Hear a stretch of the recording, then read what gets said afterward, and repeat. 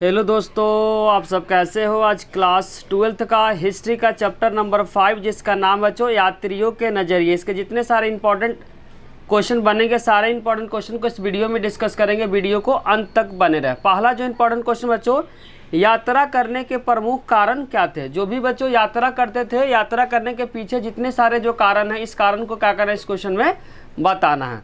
तो पहला जो बच्चों कारण था वह कार्य के तलाश में, कार्य मतलब काम के तलाश में लोग क्या करते थे, एक जगह से दूसरे जगह जाते थे।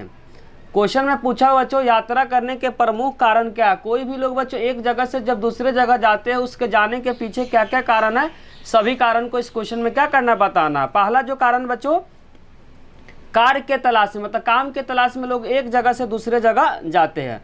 दूसरा पॉइंट बच्चों प्राकृतिक आपदाएं से बचाव के लिए बच्चों लोग एक जगह से दूसरे जगह जाते हैं, मतलब यात्रा करते हैं। प्राकृतिक आपदा जैसे हो गया बच्चों, कोई भी महामारी आ गया, महामारी के कारण से क्या करते हैं बच्चों, लोग एक जगह से दूसरे जगह चले जाता है। तीसरा कारण आपको ध्यान रखना बच्चों, व्यापार के लिए क्या करते हैं लोग एक जगह से दूसरे जगह जाते हैं।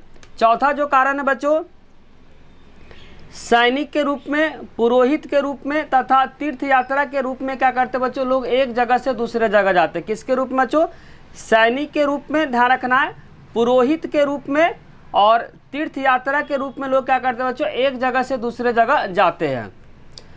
नेक्स्ट पॉइंट बच्चों, साहस की भावना को प्रेरित होकर भी लोग क्या करते हैं बच्चों, एक जगह से दूसरे जगह जाते हैं, मतलब यात्रा करते हैं।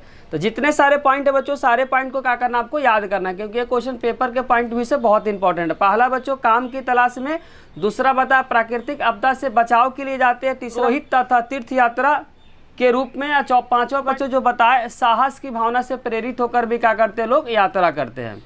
में बच्चों लिखा हुआ भारत में आने वाले यात्री। भारत में बच्चों जो आने वाले यात्री, इस चैप्टर में 3 यात्रियों के बारे में पढ़ना है।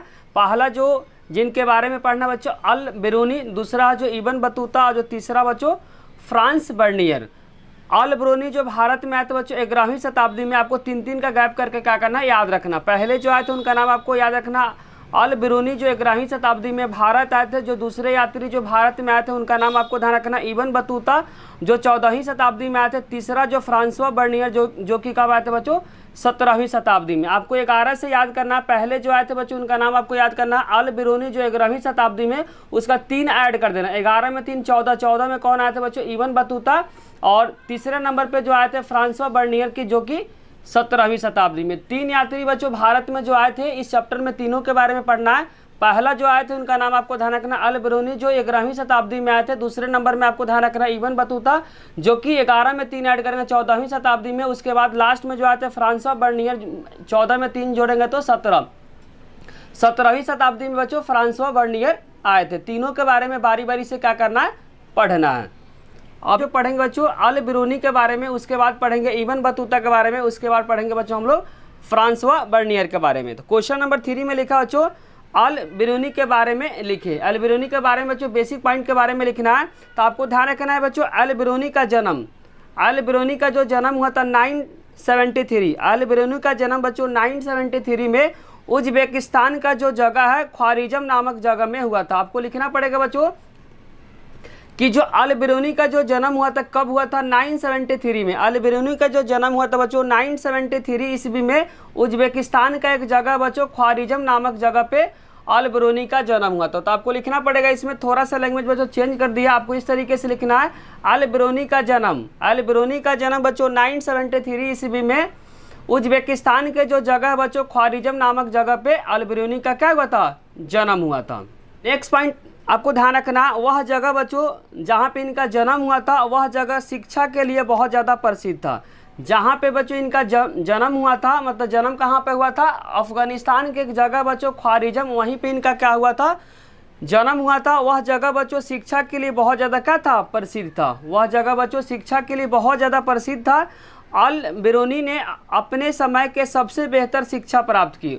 उस समय का बच्चों सबसे अच्छे शिक्षा प्राप्त किया था किसने, अल बिरूनी ने। तो वही पॉइंट लिखना चाह रहा है अल बिरूनी ने अपने समय के सबसे बेहतर मतलब बहुत अच्छा शिक्षा प्राप्त किया था। उन्होंने क्या किया था बच्चों, अलग अलग लैंग्वेज को सीखे थे। क्या हुआ, अल बिरूनी को बहुत सी भाषाएं आती थी। जो अल बिरूनी थे बच्चों उनको बहुत सारी भाषाएं आती थी। जैसे कि यहाँ पे लिखा हुआ सीरियाई हो गई, फारसी हो गया, हिब्रू हो गया, संस्कृत होगा, लेकिन इनको यूनानी भाषा का ज्ञान नहीं था। तो पेपर में क्वेश्चन आएगा बच्चों कि जो अल-बिरूनी था वह कौन कौन भाषा को जानता था, तो इसका आंसर हो जाएगा सीरियाई भाषा को जानता था, फारसी को जानता था, हिब्रू को जानता था, संस्कृत को जानता था, लेकिन कौन सा भाषा नहीं जानता था, तो इसका आंसर हो जाएगा बच्चों यूनानी भाषा का ज्ञात नहीं थे, यूनानी भाषा वह नहीं जानते थे। कौन बच्चों? तो आपको ध्यान रखना अल-बिरूनी। तो आपको क्या क्या याद रखना बच्चों? अल-बिरूनी का जो जन्म हुआ था 973 ईस्वी में उज्बेकिस्तान का जो जगह ख्वारिज़म नामक जगह पे हुआ था, वहाँ बच्चों जहाँ पे जन्म हुआ था वह जो जगह था क्या था? शिक्षा के लिए बहुत ज़्यादा प्रसिद्ध था। वह उस समय के बेहतर शिक्षा प्राप्त किया था, बहुत सारा भाषा का उनके पास नॉलेज था, जैसे कि बच्चों सीरियाई हो गया, फारसी हो गया, हिब्रू हो गया और संस्कृत होगा। लेकिन आपको ध्यान रखना बच्चों जो अल-बिरूनी था उनको क्या नहीं आता था, कौन सी भाषा नहीं आता, तो इसका आंसर हो जाएगा यूनानी भाषा का ज्ञात वह नहीं जानते थे। मतलब नंबर 4 में बच्चों गिवन है किताब उल हिंद। इसी बुक का एक और नाम आपको ध्यान रखना, तहकीक ए हिंद किसके द्वारा लिखी गई है? ध्यान से समझना बच्चों, किताब उल हिंद या इसी का एक और नाम आपको ध्यान रखना, तहकीक ए हिंद किसके द्वारा लिखी गई है, तो इसका आंसर हो जाएगा बच्चों, और साथ में लिखा कौन सी भाषा में लिखी गई। तो आपको ध्यान रखना बच्चों किताब उल हिंद या तहकीक ए हिंद किसके द्वारा लिखी गई है, तो इसका आंसर हो जाएगा बच्चों अल-बिरूनी के द्वारा लिखा गया। कौन सी भाषा में? तो अरबी भाषा में इसको लिखा गया। तो पेपर के लिए बहुत इंपॉर्टेंट क्वेश्चन बच्चों कि अल-बिरूनी के द्वारा कौन सी बुक लिखी गई, तो इसका आंसर हो जाएगा बच्चों किताब उल हिंद या इसी का एक और नाम आपको ध्यान रखना तहकीक ए हिंद। कौन सी भाषा में लिखी गई है, तो इसका आंसर हो जाएगा बच्चों अरबी भाषा में लिखी गई है। क्वेश्चन नंबर 5 में बच्चों गिवन है रिहला नामक पुस्तक की रचना किसने की है? बहुत इंपॉर्टेंट क्वेश्चन बच्चों, रिहला नामक जो पुस्तक है उसकी रचना किसने की है, तो इसका आंसर हो जाएगा बच्चों इब्न बतूता। किसने किया? Ibn Battuta. और कौन सी भाषा में बच्चों? तो अरबी भाषा में किए थे। तो यहाँ से 2 बुक बता दी बच्चों। पहला बुक बताया आपको किताब उल हिंद की रचना किसने की है, या इसी बुक का एक और नाम आपको ध्यान रखना तहकीक ए हिंद, इसकी रचना किसने की है, तो इसका आंसर हो जाएगा बच्चों अल-बिरूनी। और कौन सी भाषा में, तो इसका आंसर हो जाएगा अरबी भाषा में। दूसरा बुक बताया बच्चों रिहला। रिहला नामक जो बुक है उसकी रचना किसने की है, तो इसका आंसर हो जाएगा बच्चों इब्न बतूता। और कौन सी भाषा में किया, तो इसका आंसर हो जाएगा अरबी भाषा में। नेक्स्ट क्वेश्चन बच्चों, travels in the Mughal empire नामक पुस्तक की रचना किसने की है? बहुत इंपॉर्टेंट बच्चों क्वेश्चन है, travels in the Mughal empire नामक पुस्तक की रचना किसने की है, तो इसका आंसर हो जाएगा बच्चों फ्रांसवा बर्नियर, जो कि भारत में कब आए थे बच्चों? 17वीं शताब्दी में आए थे। कब भारत कब आए थे बच्चों? 17वीं शताब्दी में आए थे। तो यहाँ से बच्चों 3 बुक आपको बता दी। पहला बुक बताया बच्चों किताब उल हिंद, इसका दूसरा नाम आपको ध्यान रखना तहकीक ए हिंद, जिसकी रचना की है बच्चों अल-बिरूनी। कौन सी भाषा में? अरबी भाषा में। दूसरा बुक आपको बता बच्चों रिहला नामक पुस्तक की रचना की है, तो इसका आंसर हो जाएगा बच्चों इब्न बतूता, जो कि अरबी भाषा में किया। तीसरा जो बुक बताया travels in the Mughal empire, इसकी रचना जो की है बच्चों फ्रांसवा बर्नियर। वे भारत कब आए थे? 17वीं शताब्दी में। और जो बच्चों इब्न बतूता कब आए थे? 14वीं शताब्दी में। और अल-बिरूनी कब भारत में आए थे बच्चों? 11वीं शताब्दी में। आपको 3-3 साल का क्या करना, गैप लेकर क्या करना बच्चों? तीनों को याद करना। पहले कौन आए थे, तो इसका आंसर हो जाएगा अल-बिरूनी आए थे। दूसरे नंबर पे बच्चों इब्न बतूता आए थे। और तीसरे नंबर पे जो आए थे उनका नाम है फ्रांसवा बर्नियर आए थे। नेक्स्ट क्वेश्चन बच्चों, क्वेश्चन पेपर के लिए बहुत इंपॉर्टेंट है। क्वेश्चन है अल-बिरूनी भारत कैसे आया? क्वेश्चन बच्चों अल-बिरूनी है वो भारत कैसे आया, उसके बारे में क्या करना है आपको बताना है। कहानी को बच्चों ध्यान से समझना है। 1017 ईस्वी में ख्वारिज़म पे आक्रमण हुआ। ध्यान से समझना बच्चों, 1017 ईस्वी में अफगानिस्तान का एक जगह बच्चों ख्वारिज़म, जहाँ पे इनका जन्म हुआ था, वहाँ पे क्या हुआ? आक्रमण हुआ। और यह आक्रमण किसने किया था, तो इनका नाम आपको ध्यान रखना है सुल्तान महमूद गजनबी। क्या नाम है बच्चों? सुल्तान महमूद गजनबी इनका पूरा नाम है। आपको ध्यान रखना बच्चों 1017 ईस्वी में अफगानिस्तान का एक जगह बच्चों ख्वारिज़म, वहाँ पे क्या हुआ था? आक्रमण हुआ था। और यह आक्रमण किसने किया था, तो आपको ध्यान रखना सुल्तान महमूद गजनबी ने किया था। उसके बाद सुल्तान महमूद गजनबी, यहाँ पर लिखना पड़ेगा, सुल्तान महमूद गजनबी ने क्या किया था बच्चों? ख्वारिज़म पे आक्रमण करके यहाँ के सभी जो कवि थे और जो विद्वान थे उनको अपने साथ राजधानी कहाँ लेकर आ गए बच्चों, गजनी लेकर आ गए। कहाँ लेकर आ गए, गजनी लेकर आ गए।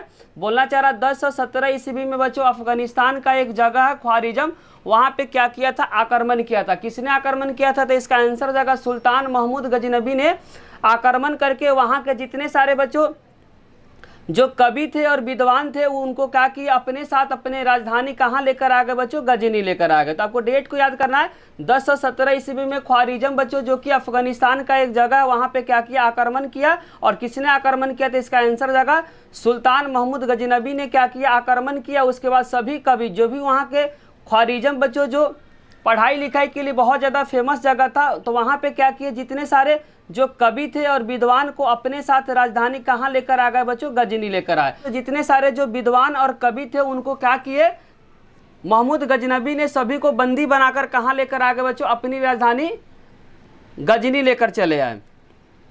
जिन विद्वानों में महमूद अपने साथ लेकर आया था उसमें अलबरूनी भी क्या था, शामिल था। जिन विद्वानों को महमूद गजनबी, यहाँ गजनबी होगा बच्चों, महमूद गजनबी अपने साथ लेकर आया उनमें क्या था, अलबरूनी भी शामिल था।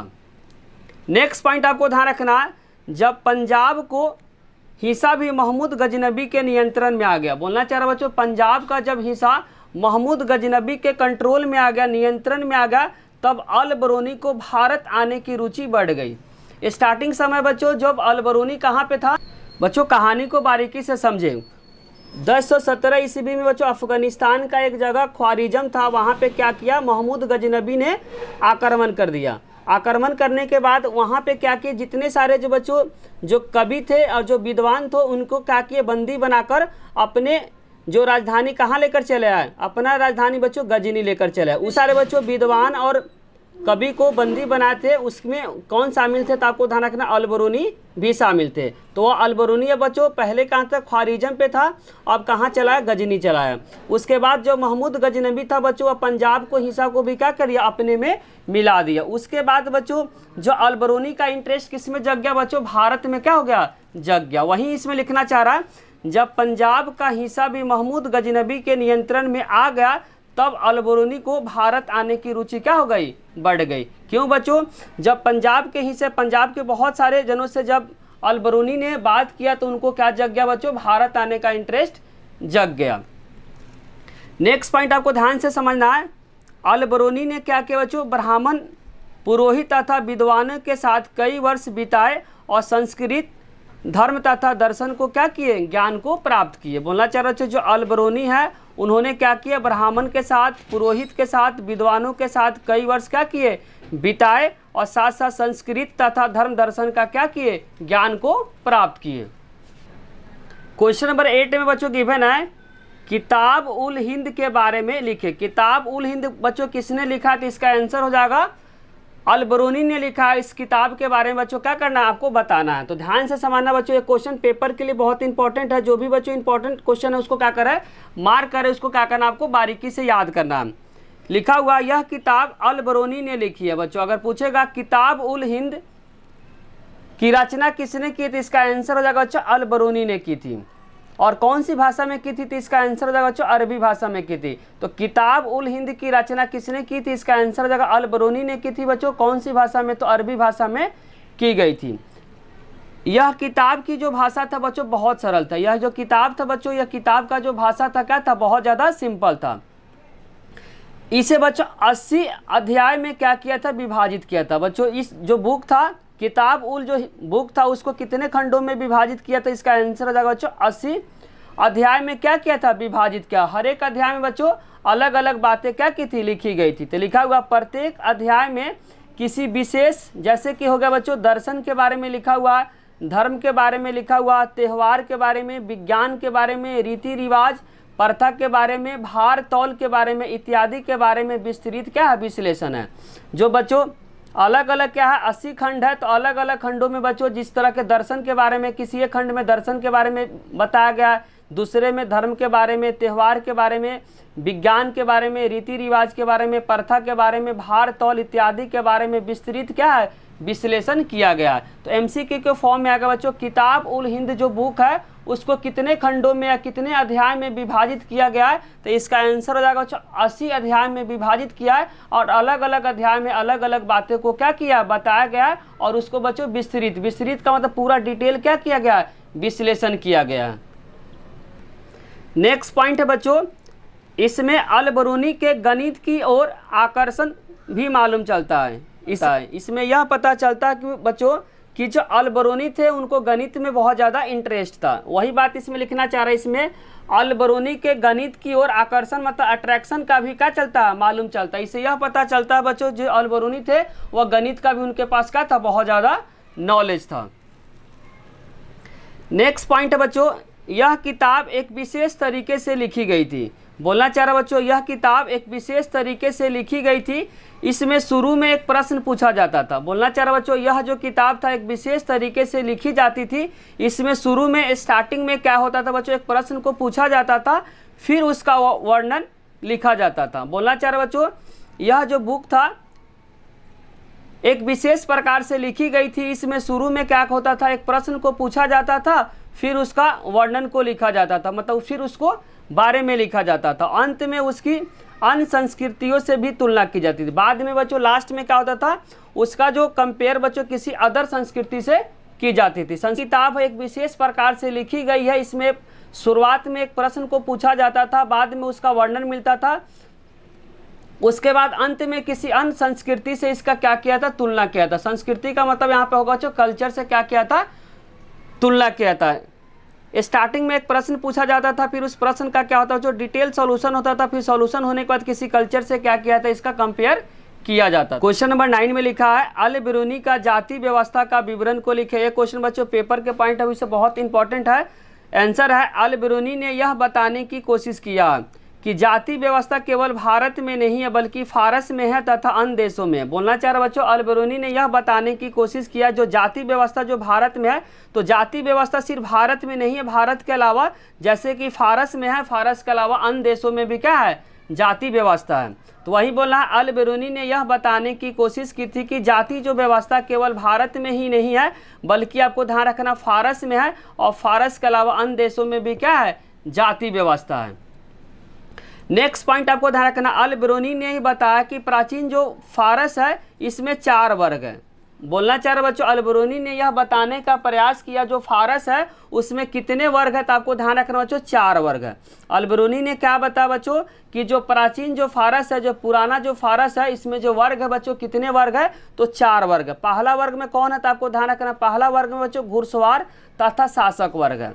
बोलना चाह रहा अल-बरूनी ने यह बताने की प्रयास किया जो प्राचीन जो फारस है उसमें कितने वर्ग है, तो आपको ध्यान रखना 4 वर्ग है, जिसमें पहला वर्ग में आपको ध्यान रखना घुड़सवार तथा क्या है, शासक वर्ग है।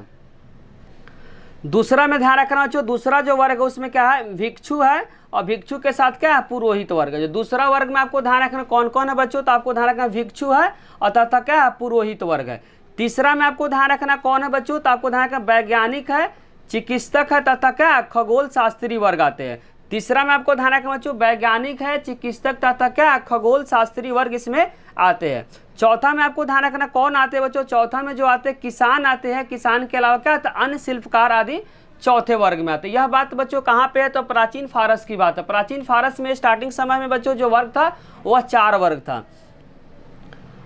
आगे लिखा बच्चों, अल-बरूनी ने जाति व्यवस्था के संबंध में ब्राह्मणवादी व्यवस्था को तो माना। ब्राह्मणवादी व्यवस्था जो भी ब्राह्मण जो बोले उस बात को तो क्या माने बच्चों, अल-बरूनी ने माने, लेकिन उसमें अपवित्रता की मान्यता को क्या कर दिया, अस्वीकार कर दिया। किसने बच्चों, तो ध्यान रखना अल-बरूनी ने क्या कर दिया, अपवित्रता की जो बात ब्राह्मण ने बताया उसको क्या कर दिया, मानने से इनकार कर दिया। कौन बच्चों, तो आपको ध्यान रखना अल-बरूनी। इसीलिए यहाँ लिखना चाह रहा अल-बरूनी ने जाति व्यवस्था के संबंध में ब्राह्मण जो भी बताया उसको तो मान लिए, लेकिन इसमें बच्चों जो भी अपवित्रता का बात उसको क्या कर दिए, अस्वीकार कर दिए। नेक्स्ट पॉइंट है बच्चों, अल-बरूनी ने लिखा हर वह वस्तु जो अपवित्र हो जाती है वह अपनी पवित्रता की मूल स्थिति को पुनः प्राप्त करने का प्रयास करता है और क्या हो जाता है, सफल हो जाता है। जो भी वस्तु अपवित्र हो जाती है अपने पवित्रता को मूल स्थिति को पुनः प्राप्त करने का क्या करता है, प्रयास करता है और वह क्या हो जाता है, सफल हो जाता है। नेक्स्ट पॉइंट लिखा हुआ, जैसे कि सूर्य हवा को स्वच्छ करता है, जो सूर्योदय होता है बच्चों वह क्या करता है, हवा को स्वच्छ करता है, उसी प्रकार जो समुद्र होता है वह नमक को गंदा होने से क्या करता है, बचाता है। एग्जाम्पल जो दिए है बच्चों, अल-बरूनी ने बोले कि जो सूर्योदय है वह क्या करता है, हवा को स्वच्छ करता है। जो सूर्योदय है वह क्या करता है, हवा को स्वच्छ करता है। उसी तरीके से बच्चों समुद्र में जो नमक होता है, नमक का काम करता है पानी को गंदे होने से क्या होता है, बचाता है। अल-बरूनी ने जोर देकर कहा कि यदि ऐसा नहीं होता तो पृथ्वी पर जीवन क्या है, असंभव होता। अगर बच्चों इस तरीके का नहीं होता, जैसे सूर्योदय का काम हो गया बच्चों हवा को स्वच्छ करना, और समुद्र का जो काम है बच्चों नमक में पानी को क्या करना, गंदा करना, अगर इस तरीके से नहीं होता तो पृथ्वी पर जो जीवन है वह क्या होता, असंभव हो जाता। आगे लिखा हुआ, इनके अनुसार जाति व्यवस्था में अपवित्रता की जो अवधारणा है प्रकृति के नियमों को क्या है, खिलाफ। ये बोलते हैं बच्चों अल-बरूनी यह बात बोलते हैं कि जाति व्यवस्था में जो अपवित्रता है, जाति व्यवस्था में बच्चों ब्राह्मण लोग जो अपवित्रता की जो बात करते हैं वह जो अवधारणा है वो प्राकृतिक नियमों को क्या करते हैं, खिलाफ करते हैं। क्वेश्चन नंबर 10 पेपर के पॉइंट में से बहुत इंपॉर्टेंट क्वेश्चन है इब्न बतूता के बारे में लिखे। जो इब्न बतूता बच्चों उसके बारे में क्या करना, बताना। तो आपको ध्यान से समझना है, इब्न बतूता जो था बच्चों एक जिद्दी यात्री था। क्या था बच्चों, इब्न बतूता जो था वह क्या था, एक जिद्दी यात्री था। अभी लास्ट में पता चल लगा बच्चों जिद्दी यात्री क्यों था। इब्न बतूता एक बुक लिखा था बच्चों, उस बुक का नाम आपको याद रखना है, पेपर के लिए बहुत इंपॉर्टेंट है। पेपर में पूछेगा इब्न बतूता के द्वारा जो बुक लिखी गई उस बुक का क्या नाम है या किताब का क्या नाम है, तो इसका आंसर हो जाएगा बच्चों रिहला नामक बुक ने। रिहला नामक जो बुक है वो बुक को किसने लिखा, तो इसका आंसर हो जाएगा इब्न बतूता ने लिखा हुआ। तो यही लिखा हुआ इब्न बतूता ने रिहला नामक पुस्तक की रचना की है। बहुत इंपॉर्टेंट पॉइंट बच्चों, पूछेगा रिहला नामक पुस्तक की रचना किसने की है, तो इसका आंसर हो जाएगा इब्न बतूता। यात्रा वृत्तांत अरबी भाषा में लिखी गई है। बच्चों यात्रा के दौरान जो भी चीज़ वो देखे वो कौन सी भाषा में लिखी गई है, या रिहला अगर पूछेगा जो रिहला जो बुक है वह किस भाषा में लिखी गई, तो इसका आंसर हो जाएगा बच्चों अरबी भाषा में लिखी गई है। तो वही लिखना चाह रहा है यात्रा वृत्तांत। बच्चों जो भी यात्रा के दौरान जो भी चीज़ देखे उसको किस भाषा में लिखे, तो ध्यान समझना अरबी भाषा में उसको लिखे थे। इब्न बतूता के वृत्तांतों से हमें बहुत ही रोचक जानकारी मिलती है। बोलना चाह रहा हूँ इब्न बतूता का जो वृत्तांत है, जो यात्रा से हमें क्या मिलती है, रोचक जानकारी मिलती है। इब्न बतूता का जन्म आपको ध्यान रखना चाहिए। इब्न बतूता का जो जन्म हुआ था 24 फरवरी 1304 ईस्वी में मोरक्को एक देश है बच्चों, उस देश के अंदर एक जगह है तेंजियर नामक जगह पे इनका जन्म हुआ था। आपको ध्यान से समझना चाहिए इब्न बतूता का जो जन्म हुआ था 24 फरवरी 1304 ईस्वी में मोरक्को बच्चों एक देश है, उस देश में एक जगह का नाम आपको ध्यान रखना तेंजियर नामक स्थान पे इब्न बतूता का जन्म हुआ था। इब्न बतूता का जो जन्म हुआ था एक सम्मानित और शिक्षित परिवार में इनका जन्म हुआ था। इब्न बतूता का जो जन्म हुआ था बच्चों सम्मानित साथ साथ शिक्षित परिवार में इनका क्या हुआ था, जन्म हुआ था। पेपर में क्वेश्चन आएगा बच्चों इब्न बतूता का जन्म किस परिवार में हुआ था, तो इसका आंसर हो जाएगा सम्मानित और शिक्षित परिवार में इब्न बतूता का क्या हुआ था, जन्म हुआ था। इब्न बतूता का जो परिवार था इस्लामी कानूनों का जानकार था। बोलना चाह रहा बच्चों जो इब्न बतूता था उनका जो परिवार था वह क्या था, इस्लामी जो कानून था उनका क्या था, जानकार था। इस्लामी कानून का क्या था, जानकार था। कौन था बच्चों, तो आपको ध्यान समझना इब्न बतूता का जो परिवार था वह इस्लामी कानूनों को क्या था, जानकार था। इब्न बतूता बहुत कम उम्र में उच्च शिक्षा प्राप्त कर लिया था। बोलना चाह रहा बच्चों जो इब्न बतूता का जो जन्म कम ही था उसी कम ही एज में क्या कर लिया था, उच्च शिक्षा उसने ग्रहण कर लिया था। इब्न बतूता को यात्राओं का बहुत ज़्यादा शौक था। बोलना चाह रहा हूँ इब्न बतूता को यात्रा करने का बहुत ज़्यादा शौक था। आगे लिखा इब्न बतूता मानते थे कि किताब ज्ञान से ज़्यादा हमें यात्राओं से मिलता है। वो बोल रहा है बच्चों इब्न बतूता बोलते हैं कि किताब से जो ज़्यादा ज्ञान मुझे कहाँ से मिलता है, यात्रा करने से मिलता है। यह बात किसने बोला था बच्चों, इब्न बतूता। इब्न बतूता बोलते हैं कि किताब ज्ञान से ज़्यादा जो ज्ञान है हमें किससे मिलता है, तो यात्रा के दौरान मिलता है। नेक्स्ट क्वेश्चन बच्चों क्वेश्चन नंबर 11 जिसमें लिखा हुआ है इब्न बतूता भारत कैसे आए। ये भी क्वेश्चन बच्चों पेपर के पॉइंट ऑफ व्यू से बहुत इंपॉर्टेंट है, तो आपको ध्यान से समझना। भारत आने से पहले इब्न बतूता मक्का, सीरिया, इराक, फारस, ओमान की यात्रा कर चुका था। बोलना चाह रहा बच्चों जो इब्न बतूता था, इब्न बतूता भारत आने से पहले बहुत ऐसे जो देश थे उनका भ्रमण कर चुका था। जैसे कि हो गया बच्चों मक्का गए थे, सीरिया गए थे, इराक गए थे, फारस गए थे, ओमान का यात्रा पहले ही कर चुके थे। भारत आने से पहले बच्चों कौन कौन देशों का यात्रा इब्न बतूता कर लिए थे, तो इसका आंसर हो जाएगा मक्का, सीरिया, इराक, फारस, ओमान का यात्रा कर चुके थे। और भारत किस तरीके से आया बच्चों, तो ध्यान समझना, भारत जो आया मध्य एशिया के रास्ते। किस रास्ते से आया बच्चों, मध्य एशिया के रास्ते से होकर इब्न बतूता सन 1333 ईस्वी में स्थल मार्ग के सहायता से सिंध पहुंचे। अगर पेपर में क्वेश्चन आएगा कि जो इब्न बतूता बच्चों भारत कैसे आया, तो आपको ध्यान रखना मध्य एशिया के रास्ते। किसके रास्ते बच्चों, मध्य एशिया के रास्ते इब्न बतूता 1333 ईस्वी में स्थल मार्ग, ध्यान समझना बच्चों, स्थल मार्ग के द्वारा कहाँ पहुंचे, सिंध। उस समय बच्चों सिंध कहाँ का हिस्सा था, तो भारत का ही हिस्सा था। उसने दिल्ली का जो सुल्तान है मोहम्मद बिन तुगलक के बारे में सुना था। जब बच्चों इब्न बतूता जो थे वह दिल्ली के जो सुल्तान मोहम्मद बिन तुगलक के बारे में वह सुने थे। उनके बाद दिल्ली का जो सुल्तान है बच्चों मोहम्मद बिन तुगलक के बारे में सुना था। कौन सुना था बच्चों, तो इसका आंसर हो जाएगा मोहम्मद बिन तुगलक के बारे में किसने सुना था, तो इसका आंसर हो जाएगा इब्न बतूता ने सुना था। नेक्स्ट पॉइंट लिखा बच्चों, इब्न बतूता सुल्तान से एक बार मिलना चाहते थे। जो इब्न बतूता था बच्चों, जो सुल्तान, जो दिल्ली के सुल्तान जो मोहम्मद बिन तुगलक से एक बार क्या चाहते थे, मिलना चाहते थे। इब्न बतूता ने दिल्ली की ओर क्या की, प्रस्थान की, दिल्ली की ओर चलना शुरू कर दिया। इब्न बतूता का बच्चों हुनर और देखकर सुल्तान जो मोहम्मद बिन जो तुगलक था दिल्ली का क्या बना दिया, न्यायाधीश नियुक्त कर दिया। इब्न बतूता का बच्चों जो हुनर देखकर जो दिल्ली का जो सुल्तान था मोहम्मद बिन तुगलक, उसको क्या बना दिया, न्यायाधीश नियुक्त कर दिया। किसको बच्चों, इब्न बतूता को।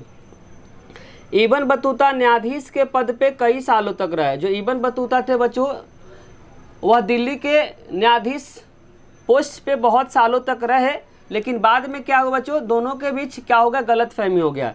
वही लिखना चाह रहा, इब्न बतूता ने सुल्तान का विश्वास खो दिया, फिर उसे क्या कर दिया, जेल में डाल दिया। जब बच्चों इब्न बतूता को सुल्तान का जब विश्वास खो दिया, तो इब्न बतूता को जो दिल्ली का जो सुल्तान था मोहम्मद बिन तुगलक ने क्या कर दिया, जेल में डाल दिया। उसके बाद क्या हुआ, कुछ समय बाद उसके बीच का जो गलतफहमी था वह क्या हो गया, दूर हो गया। बच्चों जब दोनों के बीच कुछ जब वर्ष बीता, तो दोनों के बीच जो गलतफहमी था मोहम्मद बिन तुगलक के बीच में और इब्न बतूता के बीच में जो गलतफहमी था वह क्या हो गया, दूर हो गया। उसके बाद उसे राजकीय सेवा करने का मौका मिला। किसको बच्चों, इब्न बतूता को। और दूत के रूप में चीन चले गए। दूत के रूप में कहाँ चले गए, चीन चले गए। कौन बच्चों, इब्न बतूता। इब्न बतूता को बहुत बार उसकी यात्राओं के दौरान लूटा गया। बहुत जब यात्रा करते थे बच्चों तो डाकू उसको क्या कर लेते थे, लूट लिया करते थे, लेकिन फिर भी वह क्या करते थे, यात्रा करते थे, जिसके कारण से बोला जाता है वह एक जिद्दी यात्री थे। इतना सब होने के बाद भी बच्चों यात्रा करना बंद नहीं किए, जिसके कारण से हम लोग बोल सकते हैं क्या, जो इब्न बतूता था क्या था, एक जिद्दी यात्री था। अब बच्चों इब्न बतूता भारत कैसे आया, इसको क्या शॉर्ट फॉर्म में आपको समझा देते हैं, जो भी समझाए। इब्न बतूता बच्चों मध्य एशिया के रास्ते स्थल मार्ग से कहाँ पहुँचे, सिंध पहुँचे। कहाँ पहुँचे बच्चों, सिंध पहुँचे। जब सिंध पहुँचे थे उन्होंने जो इब्न बतूता थे वह क्या किए थे, मोहम्मद बिन तुगलक के बारे में सुने थे। उसके बाद क्या मिलना चाहते थे। उसके बाद जब मिले तो उनका हुनर देखकर क्या कर दिया, दिल्ली को न्यायाधीश उनको घोषित कर दिया। घोषित करने के बाद बहुत सालों तक बच्चों न्यायाधीश के पद पे तो रहे, लेकिन बाद में क्या हो गया, इन दोनों के बीच गलतफहमी हो गया, जिसके कारण से इनको जेल में डाल दिया। मोहम्मद बिन तुगलक बच्चों जब गलतफहमी हुआ तो गलतफहमी होने के बाद उनको किस में डाल दिया, जेल में डाल दिया। लेकिन कुछ साल जब बीत गए तो दोनों के बीच जो गलतफहमी था, गलतफहमी क्या हो गया, दूर हो गया। उसके बाद उनको राजकीय सेवा का मौका मिला। उसके बाद जो राजकीय सेवा का मौका मिला तो उसको कहाँ भेजा गया बच्चों, दूत के फॉर्म में चाइना भेजा गया। दूत के फॉर्म में चाइना भेजा गया। तो जब चाइना जा रहे तो रास्ते में क्या थे बच्चों, डाकू उनको क्या कर लूट लिए। लूटने के बाद भी क्या हुआ बच्चों, वह यात्रा करना बंद नहीं किए, जिसके कारण से हम लोग बोल सकते हैं क्या, वह एक जिद्दी यात्री थे। अगर बच्चों समझने में किसी भी प्रकार का डाउट हुआ तो कमेंट बॉक्स में जरूर लिखिए। अब हम स्टार्ट कर बच्चों क्वेश्चन नंबर 12 को डिस्कस करेंगे। नेक्स्ट क्वेश्चन बच्चों, क्वेश्चन नंबर 12 में लिखा हुआ, इब्न बतूता के द्वारा शहरों का वर्णन करें। इब्न बतूता बच्चों शहर को देखकर क्या क्या बातें बोले हैं उसके बारे में क्या करना, बताना हुआ। इब्न बतूता जब भारत आए तो वह भारत के बाजारों में घूमे। जब इब्न बतूता बच्चों जब भारत आए तो भारत के बाजारों में उन्होंने क्या किए, घूमे। और इब्न बतूता ने भारतीय शहरों को अवसरों से भरा हुआ पाया। बोलना चाह रहे बच्चों, इब्न बतूता ने बोला कि भारतीय जो शहर है उसमें अवसर की कोई भी क्या है, कमी नहीं है। इब्न बतूता ने बताया कि अगर किसी भी इंसान के पास अगर स्किल है और उसके पास इच्छा है, बोलना चाह रहे बच्चों, इब्न बतूता ने बताया अगर किसी इंसान के पास क्या है, स्किल है, स्किल का मतलब किसी प्रकार का अगर हुनर है और उसके पास इच्छा है तो इस शहर में अवसरों की कमी नहीं है। उसके पास बहुत ज़्यादा क्या है, अवसर है। यह बात किसने बोला बच्चों? तो इब्न बतूता ने बोला था। शहर के बारे में बोलते बच्चों, जो शहर है वह क्या घनी आबादी वाले तथा भीड़ भाड़ वाले इलाके थे। और आगे लिखा हुआ सड़क बहुत ही ज़्यादा क्या था बच्चों? चमक धमक वाली थी और बाजार बहुत ही रंग बिरंगे एक सुंदर थी। बोलना चाह रहा हूँ जो बाजार था बहुत ही रंग बिरंगे एवं सुंदर थी और यहाँ के बाजार अलग अलग प्रकार की वस्तुओं से भरे रहते थे। यहाँ का जो बाजार है बच्चों अलग अलग प्रकार से वस्तुओं से क्या है? भरे रहते हैं। इब्न बतूता ने दिल्ली का एक बड़ा शहर बताया, यह भारत की सबसे बड़ी शहर है। इब्न बतूता बोलते हैं बच्चों दिल्ली क्या है? एक बड़ा शहर बताया, यह भारत के सबसे बड़ा शहर बताया। बतूता बताते हैं कि जो दौलताबाद भी दिल्ली से कम नहीं था और आकार में दिल्ली को क्या करता है? चुनौती देता। इब्न बतूता बच्चों बताते हैं कि जो दौलताबाद है वह भी क्या करते हैं? दिल्ली से कम नहीं है, आकार में दिल्ली को क्या करता है? चुनौती देता है। बहुत सारे बाज़ारों में जो मंदिर और मस्जिद दोनों होते थे, इब्न बतूता ने बताया कि भारत में मलमल का जो कपड़ा बहुत महंगा था और केवल क्या कर सकते हैं? धनी आदमी ही इन्हें क्या कर सकते हैं? पहन सकते हैं। इब्न बतूता बच्चों बोलते हैं कि भारत में जो मलमल के जो कपड़े हैं, मलमल के जो कपड़े हैं बहुत ज़्यादा महंगा है और इसे कौन पहन सकता है? तो धनी आदमी ही क्या कर सकता है? इसको पहन सकता है। बाजार में बच्चों आपको ध्यान रखना मंदिर भी होते थे, मस्जिद भी होते थे। इब्न बतूता ने बताया कि जो मलमल के जो कपड़े थे बहुत ज़्यादा महंगे थे, इन्हें कौन पहनते थे? आपको ध्यान रखना धनी आदमी ही इसको मलमल के कपड़े पहनते थे।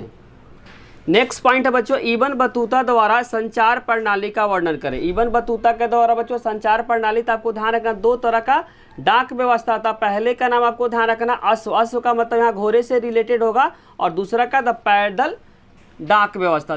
बारी बारी से क्या करेंगे बच्चों? दोनों के बारे में पढ़ेंगे। पहले पढ़ेंगे बच्चों अश्व डाक व्यवस्था। इसमें क्या था? इसे उलुक भी कहा जाता था। अश्व डाक व्यवस्था को क्या कहा जाता था बच्चों? तो इसका आंसर हो जाएगा उलुक भी कहा जाता था। यह व्यवस्था में क्या था? हर 4 मील पे राजकीय घोड़े रहते थे। हर एक 4 मील पे बच्चों एक घोड़े रहते थे। आपको ध्यान रखना अश्व डाक व्यवस्था को क्या कहा जाता था? उलुक कहा जाता था। इस व्यवस्था में हर 4 मील पे क्या होते थे? राजकीय घोड़े रहते थे। और उसके बाद घोड़े क्या करते? संदेश लेकर जाते थे। मान लेते बच्चों यहाँ से लेकर यहाँ क्या 4 मील है, तो एक घोड़ा यहाँ से यहाँ लेकर चला गया, फिर दूसरा घोड़ा फिर अगला 4 मील तक लेकर जाएगा। इसी तरीके से आगे बढ़ते चला जाएगा संदेश। तो आपको ध्यान रखना है जो अश्व डाक व्यवस्था में बच्चों हर एक 4 मील पे क्या था? घोड़ा रहता था। उस घोड़ा यहाँ से लेकर 4 मील तक लेकर जाए, फिर दूसरा घोड़ा क्या करेगा? 4 मील लेकर जाएगा। इसी तरीके से क्या होता था? अश्व डाक व्यवस्था में चलता था। दूसरा आपको ध्यान रखना बच्चों पैदल डाक व्यवस्था, बहुत इंपॉर्टेंट है। पैदल डाक व्यवस्था में क्या होता था? इस व्यवस्था में प्रत्येक मील पे, ध्यान रखना बच्चों प्रत्येक मील का मतलब 1 मील हुआ, प्रत्येक मील पे 3 अवस्थान होते थे। मतलब 3 रुकने का क्या होता था बच्चों? व्यवस्था होता था। बोलना चाह रहा इस व्यवस्था में प्रत्येक मील का मतलब 1 मील पे 3 अवस्थान होते थे। रुकने का स्थान होता है बच्चों 3 अवस्थान होते थे जिन्हें दावा कहा जाता था। बोलना चाह रहा प्रत्येक जो 1 मील पे बच्चों 3 रहने का रुकने का क्या होता था? स्थान होता था। जैसे मान लो यहाँ से यहाँ 1 मील है तो वहाँ पे 3 बार आप क्या कर सकते हैं? रोक सकते हैं, क्योंकि यहाँ पैदल जाना पड़ता था। इसीलिए यहाँ लिखना चाह रहा इस व्यवस्था में प्रत्येक मील पे 3 अवस्थान होते थे, 3 बार आप क्या कर सकते हैं? रुक सकते हैं। इसमें संदेश वाहक जो होते थे बच्चों, जो संदेश लेकर जाते थे, तो वहीं लिखना चाह रहा है इसमें संदेश वाहक का मतलब हुआ कि जो संदेश लेकर जाते थे हाथ में छड़ लिए दौड़ लगाते थे। उनके हाथ में क्या होते बच्चों? छड़ लिए क्या करते थे? दौड़ते थे। और उसके छड़ में क्या होती थी बच्चों? घंटियां बंधी होती थी। आपको ध्यान से समझना प्रत्येक मील पे बच्चों 3 क्या होता था? अवस्थान हो, 3 रुकने वाला होता था। उसके बाद जो संदेश वाहक होता था बस उसके छड़ में क्या होता था? उसके हाथ में छड़ होता था, उसके हाथ में छड़ होता था और छड़ में क्या होता था बच्चों? घंटी लगा रहा था। छड़ में क्या होता था? घंटी लगा रहा था। उसका जैसे 1 मील पार हो गया तो घंटी का आवाज़ सुनने के बाद दूसरा क्या होगा? संदेश वाहक क्या हो जाएगा? तैयार हो जाएगा और फिर से क्या करेगा? वह आगे इसी तरीके से चलते रहेगा। लेकिन आपको ध्यान रखना प्रत्येक मील पे 3 अवस्थान होते हैं, 3 बार क्या कर सकते हो आप? रुक सकते हैं।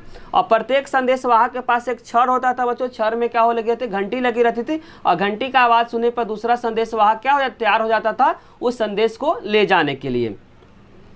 हर मील पे एक संदेश वाहक छड़ लेने के लिए क्या होता था? तैयार होता था। हर एक मील पे मतलब 1 मील पे 1 मील के दूरी पे बच्चों संदेश वाहक होते थे। किसके लिए? संदेश को ले जाने के लिए।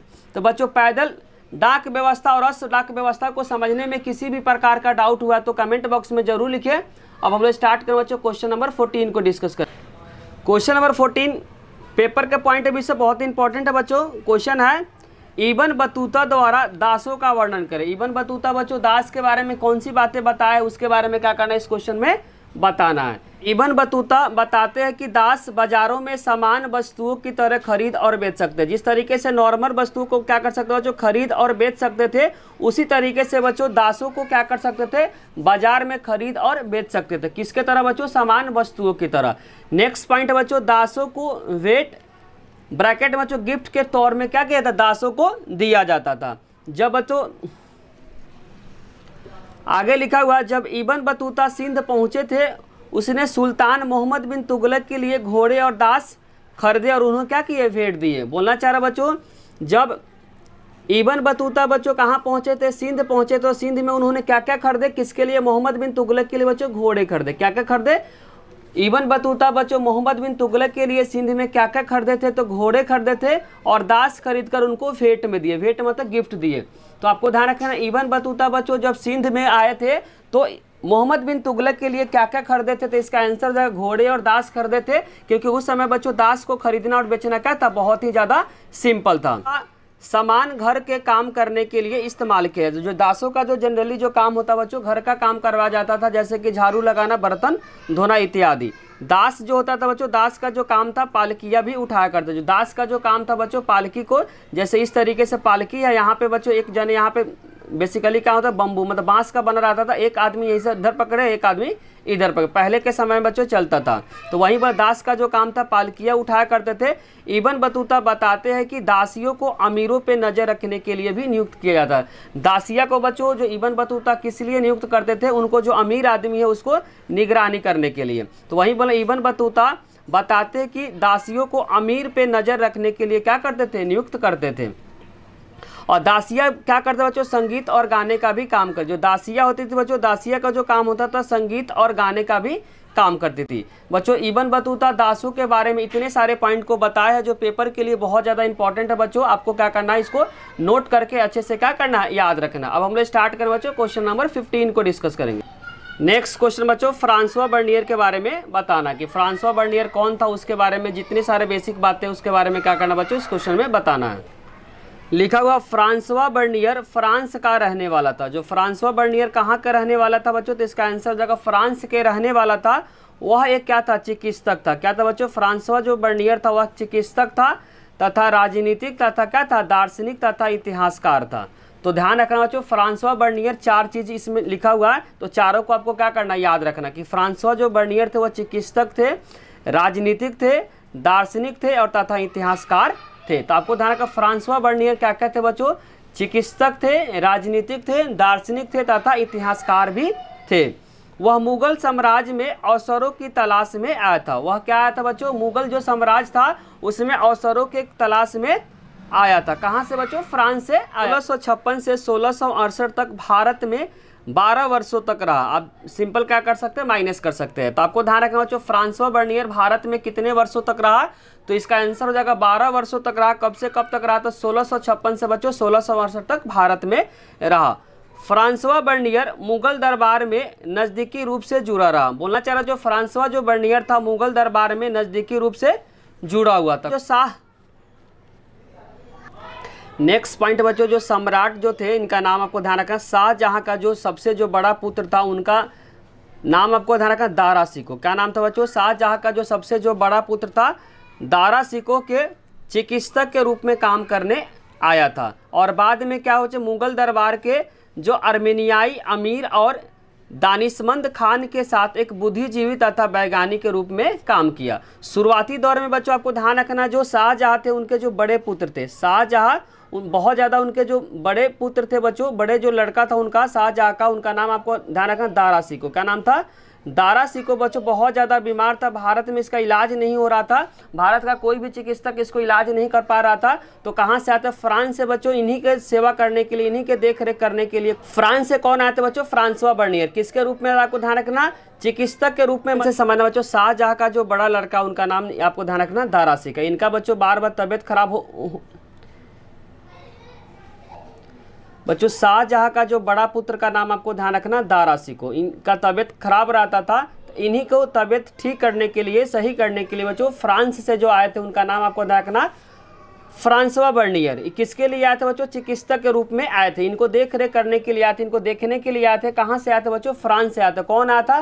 तो आपको ध्यान रखना फ्रांसवा बर्नियर। जो शाहजहाँ का जो बड़े पुत्र थे इनका नाम आपको दारा सिका, इनका तबियत खराब था, इन्हीं को देख रेख करने के लिए बच्चों फ्रांसवा बर्नियर फ्रांस से आए थे। वही बात यहाँ लिखना चाह रहा, सम्राट जो शाहजहाँ, ज्येष्ठ का मतलब सबसे बड़े पुत्र, जिसका नाम आपको ध्यान रखना दारा सिको। क्या नाम बच्चों? दारा सिको। चिकित्सक के रूप में इन्होंने क्या किया? शुरुआती दौर में काम किया।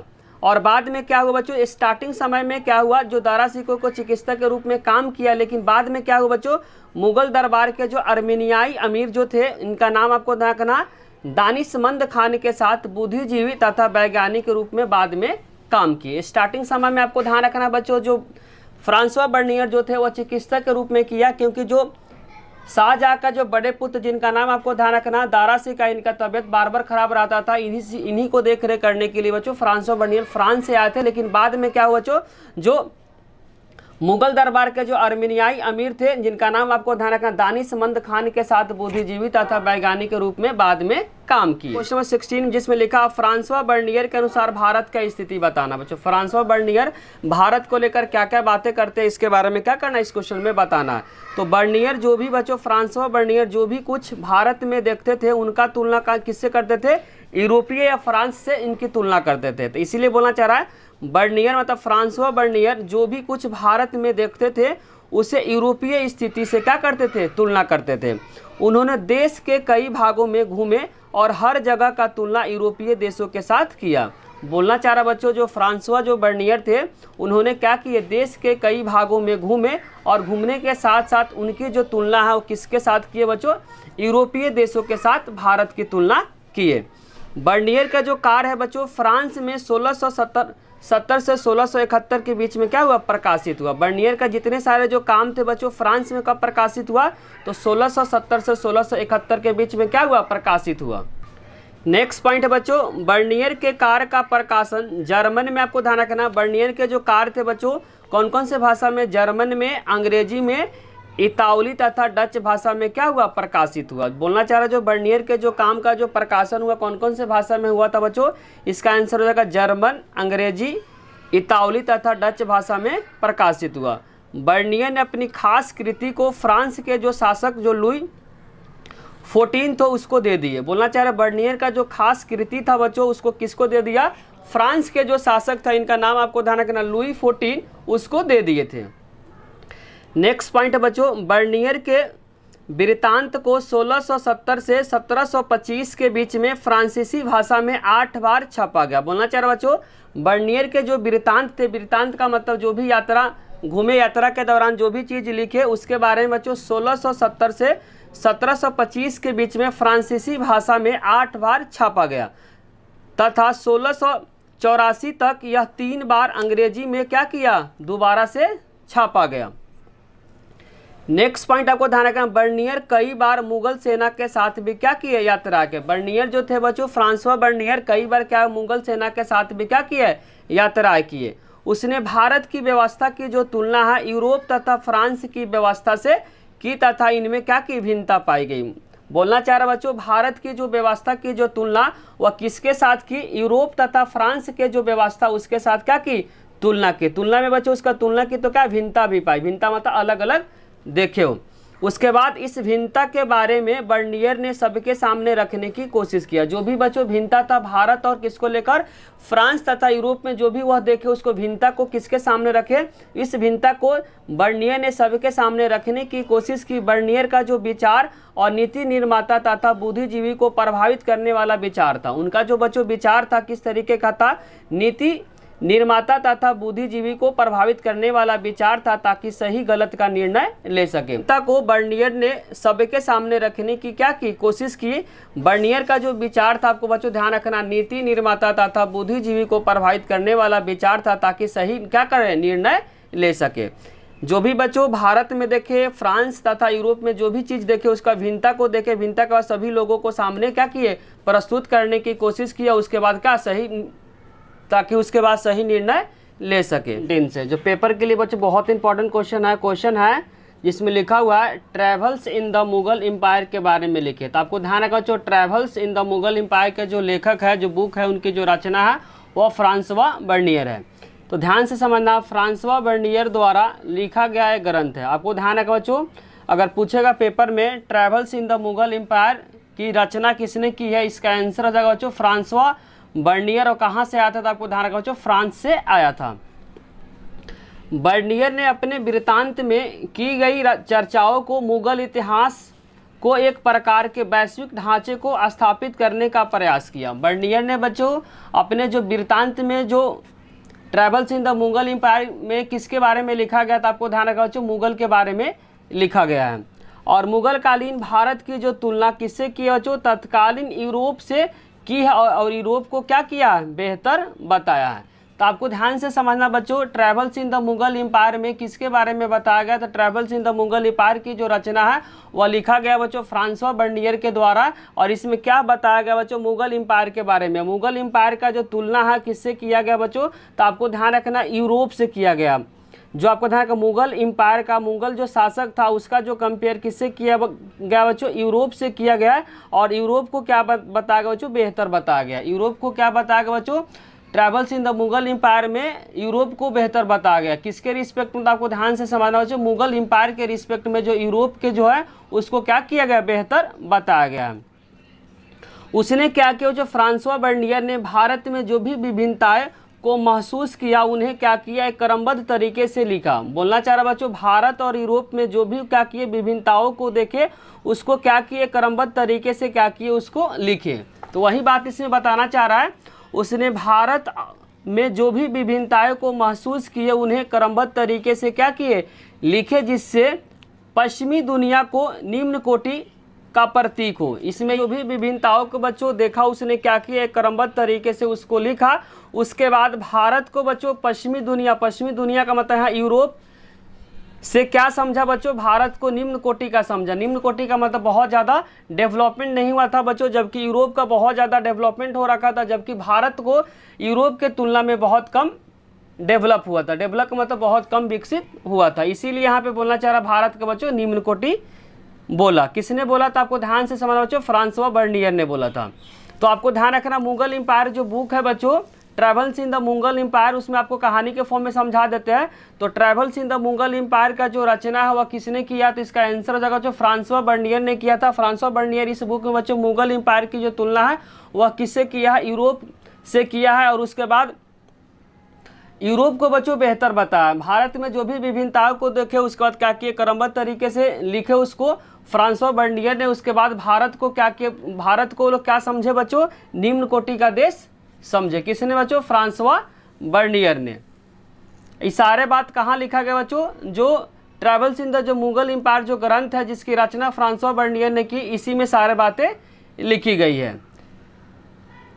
नेक्स्ट क्वेश्चन बच्चों जिसमें लिखा हुआ फ्रांसवा बर्नियर भूमि स्वामित्व पर प्रश्न क्या किए। जो भूमि स्वामित्व को लेकर बच्चों जो प्रश्न किए उसके बारे में क्या करना, बताना कि जो फ्रांसवा जो बर्नियर थे बच्चों वह भूमि को लेकर कौन सी प्रश्न किए थे। बर्नियर के अनुसार भारत और यूरोप के बीच मूल विभिन्नताओं में से एक भारत की निजी स्वामित्व का अभाव। निजी का मतलब बच्चों पर्सनल, भू स्वामित्व का क्या था, अभाव था। भारत में बच्चों जो भू स्वामित्व का क्या पे यहाँ पे अभाव था। बर्नियर के अनुसार भारत और यूरोप के बीच बच्चों एक विभिन्नता क्या देखे, भारत में क्या बच्चों निजी भू स्वामित्व का अभाव है। जब दोनों में कंपेयर किए बच्चों कहाँ पे, भारत और यूरोप में, तो दोनों विभिन्नताओं में एक विभिन्नता उसने क्या देखा कि भारत में बच्चों जो निजी भू स्वामित्व का अभाव, भू स्वामित्व का मतलब जो भूमि का जो मालिक है उसमें क्या बच्चों अभाव है, मतलब कमी है। क्योंकि यहाँ के जो भूमि का जो स्वामित्व है बच्चों, इनके अनुसार फ्रांसवा बर्नियर के अनुसार जो भूमि के जो स्वामित्व कौन है बच्चों, तो राजा है। मतलब राजा मतलब शासक है। नेक्स्ट पॉइंट आपको ध्यान समझना, बर्नियर भूमि पे निजी स्वामित्व को बेहतर मानते हैं। जो बर्नियर के अनुसार बच्चों जहाँ पे क्या भूमि का जो स्वामित्व होता है वह बेहतर मानते हैं। कौन बच्चों, फ्रांसवा बर्नियर, जो कि भारत में इस तरह का व्यवस्था यहाँ पे नहीं था। क्योंकि यहाँ पे बच्चों जो भूमि का स्वामित्व कौन होते थे, तो जो वहाँ के जो राजा होते थे बच्चों वहीं क्या होते थे, उस जगह के भूमि के स्वामित्व होते थे। तो फ्रांसवा बर्नियर बच्चों जहाँ पे निजी भू स्वामित्व को बेहतर बताया। जो फ्रांसवा बर्नियर ने बच्चों जो भूमि पर जो निजी स्वामित्व का जो अधिकार है उसको क्या बताया, बेहतर बताया, जो कि भारत में नहीं था। उसने भूमि पे राज्य के स्वामित्व को तथा राज्य के उसे निवासी दोनों के लिए हानिकारक माना। के यहाँ पे व्यवस्था है, भू स्वामित्व का यहाँ पे अभाव है, उसमें दोनों को क्या है बच्चों, नुकसान है। राजा को भी नुकसान है बच्चों, वहाँ के जो रहने वाले जो प्रजा है उन दोनों को क्या है, अगर भू स्वामित्व का अभाव है तो दोनों का क्या इसमें नुकसान है। किसके अनुसार बच्चों, फ्रांसवा बर्नियर के अनुसार। इसीलिए यहाँ पे लिखना चाह रहा उसने भूमि पर राज्य के स्वामित्व तथा राज्य तथा उसके निवासी दोनों के लिए क्या है, हानिकारक। इस पॉइंट को बच्चों आप इस तरीके से समझ सकते हैं कि जहाँ पे बच्चों भू स्वामित्व का अगर अभाव होता है तो शासक का और वहाँ का जो राजा है दोनों का क्या होता है बच्चों, हानिकारक होता है। किस पद्धति में, तो आपको ध्यान रखना, जहाँ पे भू स्वामित्व का अभाव है वहाँ पे राजा और वहाँ के जो प्रजा है उसमें दोनों का क्या होता है, हानि पहुँचता है। नेक्स्ट पॉइंट है बच्चों, उसे यह लगा कि मुगल साम्राज्य में सम्राट जो है वो सारी भूमि का क्या है, मालिक है। जो फ्रांसवा बर्नियर को बच्चों जो लगा कि जो मुगल साम्राज्य में जो सम्राट है जो क्या है, सारी भूमि का मालिक है। उनके अनुसार बच्चों बोलते हैं कि जो मुगल एम्पायर जब भारत में चल रहा था तो सारे ज़मीन का जो मालिक है वो कौन है बच्चों, मुगल जो शासक है वहीं क्या है, सारे ज़मीन के मालिक है। इसीलिए यहाँ लिखना चाह रहा उसे यह लगा, मतलब फ्रांसवा बर्नियर को यह लगा कि जो मुगल साम्राज्य में जो सम्राट है, जो शासक है, वह क्या है, जितने सारे जो ज़मीन है उसके क्या है, वे मालिक है। नेक्स्ट पॉइंट है बच्चों, जो इसे अपने अमीरों के बीच में बांट लेता। जो भी बच्चों इसे उपज होता है वो अपने अमीरों में क्या करते हैं, उसे बांट लेते के कारण से अर्थव्यवस्था और समाज में क्या होता है, बुरा परिणाम होता है। जो भी खेती से जो उपज होता है बच्चों, राजा अपने में क्या कर लेता है, बांट लेता है। राजा बच्चों अपने में बांट लेता है, जिसके कारण से क्या होता है, अर्थव्यवस्था और समाज में क्या होता है, इसका गलत असर पड़ता है। बर्नियर का मानना था कि राजकीय भू स्वामित्व के कारण ही, बोलना चाह रहा बच्चों, जो भू स्वामित्व का जो भारत में जो अभाव है, जिसके कारण से राजकीय जो भू स्वामित्व के कारण जो भूधारक का मतलब जो भी ज़मीन पे उस पर काम करने वाले बच्चों जो किसान हैं वे अपने बच्चों को क्या कर सकते हैं, भूमि दे नहीं सकते हैं।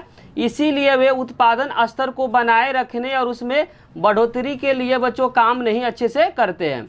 आपको ध्यान से समझना बच्चों, अगर भू स्वामित्व के कारण जो भूधारक का मतलब जो भी ज़मीन पे बच्चों जो काम करने वाले जो किसान हैं उस ज़मीन को अपने बच्चों को दे नहीं सकते, जिसके कारण से वह क्या करते हैं, ज़मीन पे अच्छे से काम नहीं करते हैं, जिसके कारण से क्या होता है बच्चों, वह उदास रहते हैं, वो अच्छे से काम नहीं कर पाते, क्योंकि उसको लगता है कि कभी भी क्या कर सकते हैं, राजा हमसे ज़मीन को क्या कर सकते हैं, छीन सकते हैं, जिसके कारण से बच्चों जो किसान हैं अपने खेतों में अच्छे तरह से काम नहीं कर पाते हैं, जिसके वजह से बच्चों अनाज जो होता है वह क्या होता है, कम पैदावार होता है, क्योंकि वह किसान जो होता है वह तन मन धन से क्या करता है, खेतों में काम नहीं करता, जिसके कारण से जो अनाज का जो उपज है बच्चों बढ़ नहीं पाता, धीरे धीरे क्या होता है, घटते चला जाता है। इसी प्रकार बच्चों निजी भू स्वामित्व के अभाव ने बेहतर जो भूधारक के वर्गों को क्या कर दिया, उदय को रोक दिया। क्योंकि निजी स्वामित्व के अभाव के कारण मतलब कमी के कारण जो बेहतर भूधारक का बच्चों जो बेहतर जो भूधारक के वर्ग का क्या हुआ, उदय नहीं हो पाया, जो भूमि के रख रखाव अच्छे तरीके से कर पाए। कृषि को समान रूप से विनाश होता रहा, जिस तरीके से बच्चों अगर जिसके कारण से कृषि का धीरे धीरे क्या होते चला गया, विनाश होते चला गया, और किसानों का उत्पीड़न और समाज के सभी वर्गों जीवन क्या होगा, पतन की स्थिति में होते चला गया, सिर्फ किसको, राजा को छोड़कर।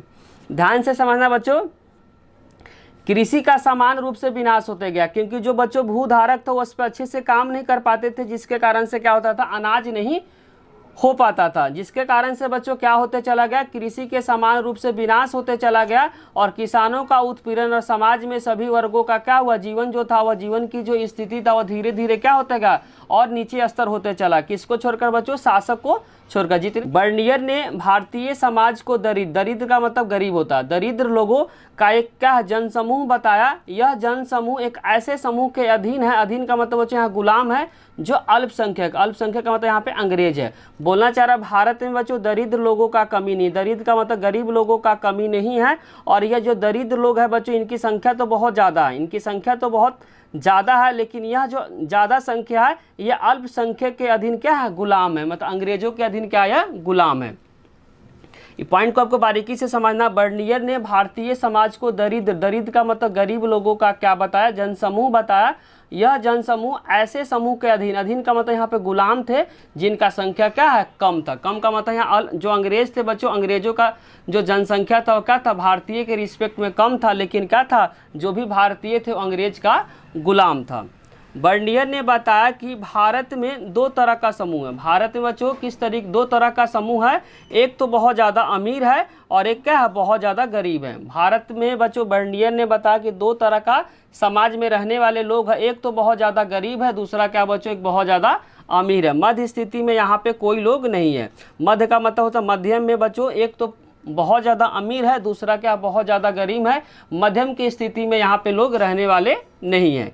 की बात यह है कि एक भी जो सरकारी जो मुगल जो दस्तावेज है बच्चों, इसमें यह बात नहीं मिलती है कि राज ही भूमि का एकमात्र क्या है, स्वामी। राज का मतलब यह सम्राट हुआ, सम्राट का मतलब शासक ही बच्चों भूमि का एकमात्र क्या है, स्वामी है। ऐसा बच्चों किसी भी तरह का दस्तावेज मुगल सम्राट में नहीं मिला है।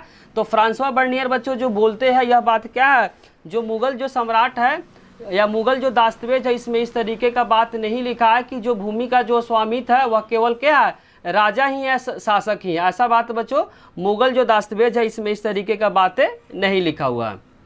तो इसमें हम बोल सकते हो जो फ्रांसवा बर्नियर का जो बात है और जो मुगल सम्राट में जो दस्तावेज में लिखा गया, दोनों क्या बिल्कुल अलग है।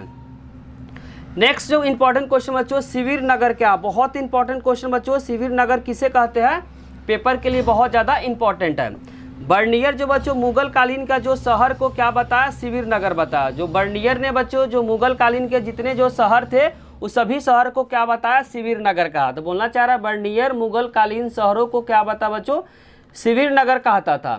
उससे आस है, उसका मतलब है बच्चों उन नगरों से जो अपने अस्तित्व और बने रहने के लिए राजकीय शिविर पे निर्भर रहते थे। बच्चों वह बोलते थे इनका अस्तित्व तभी रहता था जब राजकीय शिविर मतलब राजा का जब शासक वहाँ पे रहते थे। राजा जहाँ पे बच्चों शासन करते थे तभी क्या रहते थे, वे अस्तित्व में रहते थे। जैसे वहाँ राजा का शासन बच्चों एक जगह से कहीं दूसरे जगह चले गए, अगर बच्चों राजा का शासन मान लेते हैं यहाँ पे है तो यह जो नगर है बच्चों वो शिविर कहलाएगा। जैसे राजा का शासक बच्चों शासन जो होगा एक जगह से दूसरे जगह अगर चला जाता है तो इसका धीरे धीरे क्या हो जाएगा, पतन हो जाएगा और यह जो नगर क्या होगा, विकसित हो जाएगा, जिसको हम क्या बोलेंगे बच्चों, शिविर नगर कहेंगे। वहीं लिखना चाह रहा है उसका विश्वास यह है कि राजकीय दरबार का आगमन होने के साथ यह अस्तित्व में, जैसे जैसे बच्चों राजकीय दरबार क्या होता है, अस्तित्व में आते हैं। राजकीय दरबार जहाँ पे राजा का शासन होता है बच्चों, जिस तरीके से बोलना चाह रहा है राजकीय दरबार का आगमन होता है, जैसे राजा का शासन का अस्तित्व में आता है और चले जाने के बाद वह तेजी से क्या हो जाता है, पतन हो जाता है। जैसे कि बच्चों अगर राजा का दरबार यहाँ पे है तो यह शहर क्या कहलाएगा, शिविर शहर कहलाएगा। जैसे ही बच्चों यह यहाँ से शासक अगर शासन करना बंद कर देता है, कहीं और चला जाता है, तो यह जो राज है बच्चों धीरे धीरे इसका क्या हो जाएगा, पतन हो जाएगा और धीरे धीरे क्या हो जाएगा, विकसित हो जाएगा, जिसको बोलेंगे बच्चों शिविर नगर। तो वही बोलना चाह रहा है राजा के आगमन के साथ ही अस्तित्व में आते हैं और चले जाने के बाद वह तेजी से क्या हो जाता है, उसका पतन हो जाता है। तो ध्यान से समझना बच्चों, राजा जहाँ पे जाता है वह शहर क्या कहलाता है, शिविर कहलाता है। जैसे वहाँ राजा का शासन कहीं और चला जाता है, कहीं और स्थानांतरित हो जाता है, तो वह धीरे धीरे जो राज होता है बच्चों धीरे धीरे पतन की ओर चला जाता है। बर्नियर कहता है कि सभी प्रकार के नगर में अस्तित्व होते हैं। जहाँ पे बच्चों राजा जहाँ शासन करते थे वहाँ पे क्या क्या होते थे, ताकि उत्पादन केंद्र हुआ करता था, व्यापारी केंद्र हुआ करता था, बंदरगाह होता था, धार्मिक केंद्र तथा तीर्थ स्थान वहाँ पे होते थे। कहाँ पे बच्चों, जहाँ पे राजा या सम्राट जहाँ पे शासन करते थे। नेक्स्ट इंपॉर्टेंट क्वेश्चन बच्चों, बर्नियर का सती प्रथा पे धार्मिक विवरण के बारे में बताना है कि सती प्रथा को लेकर बच्चों जो फ्रांसवा बर्नियर है उसने क्या बताया। बहुत इंपॉर्टेंट क्वेश्चन बच्चों, ध्यान से समझना है कि फ्रांसवा बर्नियर ने सती प्रथा को बारे में क्या बताया। उसने बताया बच्चों लाहौर में मैंने एक बहुत ही सुंदर अल्पवयस्क का मतलब जिसका क्या है बच्चों एज बहुत ज़्यादा कम है, वह विधवा जिसकी आयु मेरे अकॉर्डिंग मतलब मेरे विचार से 12 वर्ष से अधिक नहीं थी। उसने बताया बच्चों, फ्रांसवा बर्नियर ने बताया कि उसने लाहौर में एक बहुत ही सुंदर जो अल्पवयस्क एक विधवा को देखी। अल्पवयस्क विधवा को देखा बच्चों किसने, तो आपको ध्यान रखना फ्रांसवा बर्नियर ने कहाँ देखा बच्चों, तो लाहौर में देखा, जिसके आयु बच्चों फ्रांसवा बर्नियर के अनुसार 12 वर्ष से अधिक नहीं थी। वो बर्नियर के सामने जो ये लड़की थी बच्चों 12 वर्ष की, इसको क्या किया गया, जलाया गया। तो यहाँ पे उस बात को बोलना चाह रहा, बल्ली होते हुए बर्नियर ने देखा, मतलब बल्ली का मतलब यहाँ पे हुआ बच्चों जलते हुए फ्रांसवा बर्नियर ने इस लड़की को देखा। उस भयानक नर्क की ओर जाते हुए वह असहाय छोटी सी बच्ची जीवित से अधिक क्या दिखाई दे रही थी बच्चों? मृत दिखाई दे रही थी। बच्ची थी बच्चों, जीवित से अधिक क्या दिख रही थी? मृत दिख रही थी बच्चों। जीवित से ज़्यादा क्या दिख रही थी? मृत प्रतीत हुई दिख रही थी। उसका जो मस्तिष्क बच्चों था वर्णन नहीं किया जा सकता। बोलना चाह रहा बच्चों, जो उसका जो दिमाग का जो व्याथा है उसको वर्णन हम नहीं कर सकते। हुए बुरी तरीके से रो रही थी, वह कांप भी रही थी, साथ साथ क्या बच्चों वह जो लड़की थी वह कांप भी रही थी, साथ साथ क्या कर रही थी? रो रही थी। लेकिन उन्हें क्या किया? 3 या 4 ब्राह्मण, एक बूढ़ी औरत जिसे उसने अपनी आस्तीन के नीचे दबाया था, मतलब हाथों के नीचे क्या किया था? उस लड़की को दबाया था। शिक्षक पीड़िता को जबरन घातक स्थल की ओर ले जा रहा था। बोलना चाह रहा है उसको बच्चों, उस लड़की को जबरदस्ती किधर लेकर जा रहा था? घातक स्थल की ओर उसको ले जा रहा। अनिच्छिक मतलब इच्छा के अगेंस्ट पीड़िता को जबरन घातक स्थल की ओर ले गया। जहाँ पे बच्चों लाश को जलाया जा रहा था वहाँ पे उस लड़की को जबरदस्ती क्या किया? पकड़ के लाया गया। अनिच्छिक का मतलब बच्चों बिना इच्छा के अनुसार पीड़िता को जबरन घातक स्थल की ओर बच्चों ले जा गया। जहाँ पे बच्चों जो लाश था उस उधर की तरह उस लड़की को जबरन क्या किया? ले गया। लकड़ियों पे उसको क्या कर दिया? बैठा दिया। मतलब जबरन बच्चों उस लड़की को क्या कर दिया? लेके आया गया, उस लकड़ी के ऊपर उस लड़की को रख दिया और उसके जो हाथ और पैर को बांध दिए। बोलना चाह रहे बच्चों, उस लड़की को जबरन क्या किया? पकड़ के लाया गया और जो लकड़ी है उस लकड़ी के ऊपर उसको रख दिया। और क्या कर दिया? उसके बाद रस्सी से उसके हाथ और पैर को बांध दिए। उस लड़की को बच्चों रस्सी से क्या कर दिए? हाथ को और पैर को क्या कर दिया? बांध दिया, ताकि वह भाग नहीं पाए। लड़की को इसलिए बच्चों लकड़ी के ऊपर बांध दिया गया ताकि वह क्या के भाग नहीं पाए। और इस स्थिति में उस मासूम प्राणी को जिंदा क्या कर दिया? जला दिया गया। मतलब पहले क्या कर दिया? लकड़ी के ऊपर उस लड़की को रख दिया गया, फिर उसका रस्सी से उसको क्या कर दिया? बांध दिया गया और उसके बाद उस लड़की को उसको जला दिया गया बच्चों जिंदा। मैं अपनी भावनाओं को दबाने में और उनके जो कोलाहल जो पूर्ण व्यथा के क्रोध को बाहर आने से रोकने में क्या था? असमर्थ था। बच्चों क्या कर रही थी? रो रही थी। बहुत ज़्यादा क्या कर रही थी? रो रही थी। चैप्टर नंबर 5 के जितने सारे जो इंपॉर्टेंट क्वेश्चन थे सारे इंपॉर्टेंट क्वेश्चन को कर दिए बच्चों। अगर वीडियो अच्छी लगे तो लाइक, कमेंट और सब्सक्राइब करना चैनल को ना भूले। आप लोग का कमेंट ही बच्चों हम लोग को मोटिवेट करता है वीडियो बनाने के लिए। साथ साथ दोस्तों के साथ शेयर करना भी ना भूले। Thank you.